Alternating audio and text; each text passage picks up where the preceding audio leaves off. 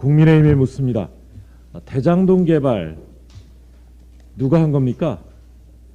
그 몸통은 어디에 있습니까?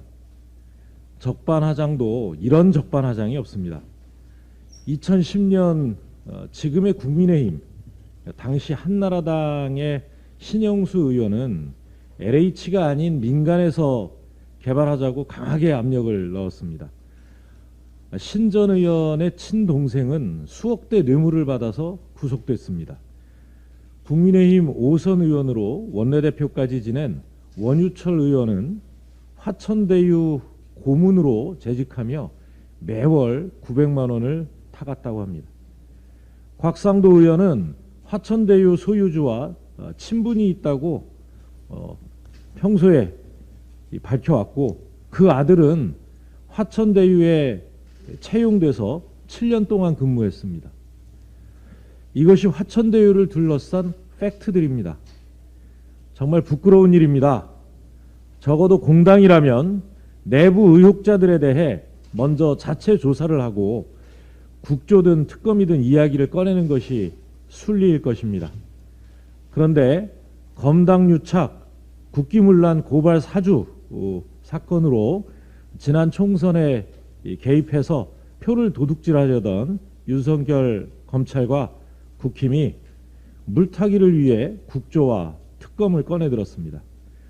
국회는 민생을 다루는 곳이지 대통령 선거운동하는 곳이 아닙니다. 정쟁보다 민생을 살려라. 민생을 어떻게 살릴 건지 선의의 경쟁을 해라. 이것이 추석 민심일지인데 그것을 국힘은 모릅니까? 그래서 이제 정기국회를 정쟁으로 몰고 가려는 이런 꼼수 계속 하시렵니까? 저희 당은 결코 좌시하지 않겠습니다. 덧붙여 고발 사주권과 관련해 당무감사를 하겠다고 한 지 3주가 지났습니다. 국힘은 아직 아무런 입장을 내놓고 있지 않습니다. 도대체 남의 얼굴에 침 뱉는다고 자기 얼굴에 허물이 사라집니까?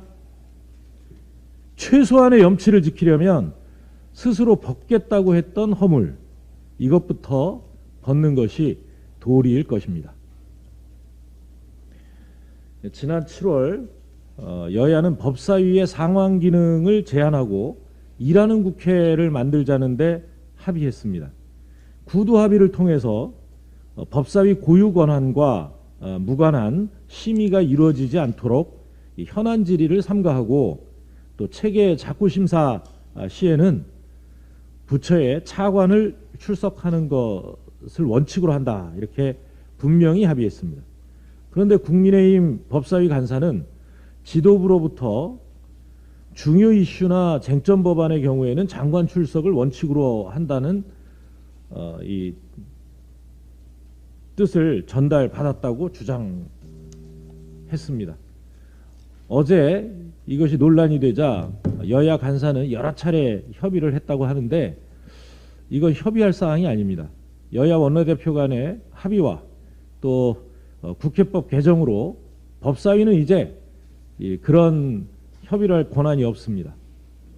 그럼에도 국힘당은 정쟁의 유혹을 끊지 못하고 합의 파기의 길로 가려는 것이 아닌지 우려하지 않을 수 없습니다. 일하는 국회를 만들려는 험난한 그동안의 노력을 물거품으로 만들지 말아야 할 것입니다. 국힘당의 본뜻이 과거의 법사위로 되돌아가려는 것이라면 그 어떠한 시도도 결코 성공할 수 없을 것이고, 또 결코 용서받지 못할 후과를 낳을 것임을 엄중히 경고합니다. 문재인 대통령께서 어제 3박 5일간의 미 순방 일정을 마치고 귀국하셨습니다. 백신, 평화, 보훈의 3박자가 균형을 갖춘 외교 일정이었다고 평가합니다.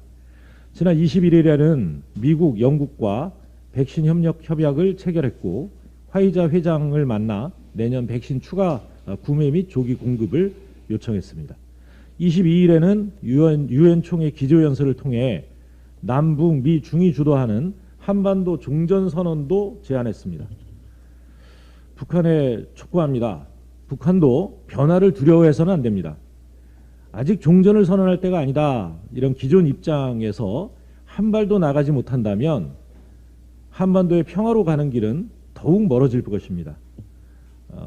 그리고 일정 마지막 날에는 현직 대통령으로서 최초로 한미 유해 상호 인수식을 직접 주관하셨습니다. 미군 부대에 배속돼서 6.25 전투 중에 희생된 육군 병사 68분의 유해가 국내로 봉환되었습니다. 이 같은 외교 성과들이 보다 완전해지려면 국회가 적극 뒷받침해야 합니다.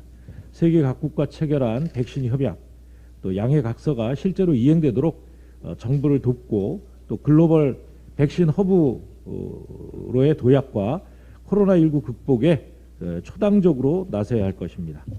아울러 판문점 선언 비준, 또 남북 국회회담, 남북 적십자 회담 개최 등을 위해서 여야가 함께 나서야 한다는 말씀드립니다.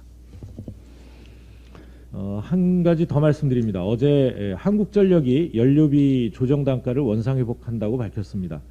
코로나19와 물가를 감안해 유보해왔던 2, 3분기 연료비 조정 단가를 킬로와트 시당 3원, 마이너스 3원에서 0원으로 조정한 겁니다. 연료비 조정 단가는 이제 유연탄, LNG, 벙커시유 등 이 가격이 오른 데 따른 결정입니다. 이 그 결정 어디에도 탈원전 정책의 변수가 들어있지 않습니다. 원전의 중지, 가동, 또 발전량조차도 이 원자력 안전법과 그 시행 규칙에 따라서 하게 돼 있습니다. 그런데 일부 보수 언론과 야당의 대선 주자들이 밑도 끝도 없이 문재인 정부가 탈원전을 추진하다 이 전기 요금을 올렸다 이렇게 탓하고 나섰습니다. 전혀 팩트가 아닙니다.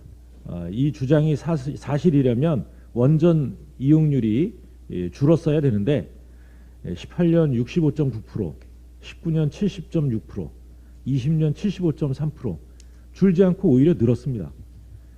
그런데 어떻게 이 원전 가동을 줄여서 이 전기 가격이 올랐다는 것입니까? 올해 그동안 미뤄왔던 연료비 연동제가 시행되면서 그 결과 4인 가구 기준으로 하면 평균 월 612원 늘어나는 것입니다. 이런 사실을 충분히 알 수 있으면서도 그런 보도를 하고 그런 주장을 한 데 대해서 유감을 표합니다. 이상입니다.